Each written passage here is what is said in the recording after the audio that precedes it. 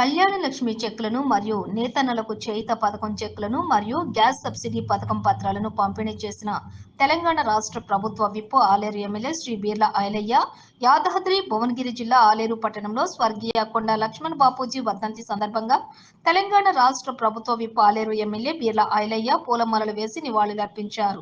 అనంతరం YSN gardens లోని కళ్యాణ లక్ష్మి షాదీ ముబారక్ చేనేత మరియు జౌలి శాఖ నేతన్నలకు చేయిత థ్రిఫ్ట్ ఫండ్ పథకం ద్వారా లబ్ధిదారులకు చెక్కులను గ్యాస్ సబ్సిడీ పత్రాలను అందజేశారు. ఈ కార్యక్రమంలోని ప్రజా ప్రతినిధులు అధికారులు లబ్ధిదారులు పాల్గొన్నారు.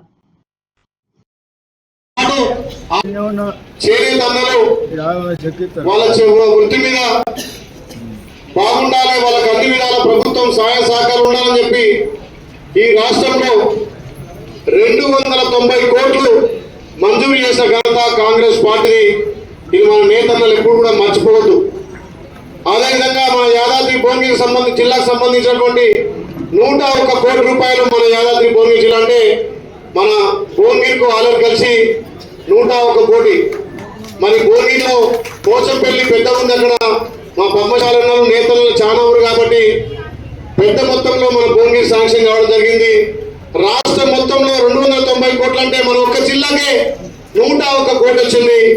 దానికి మన గౌరవ ముఖ్యమంత్రి కానీ శాఖ మంత్రి తుమ్మల నాగేశ్వరరావు కూడా ప్రత్యేకంగా ధన్యవాదాలు తెలియాలి.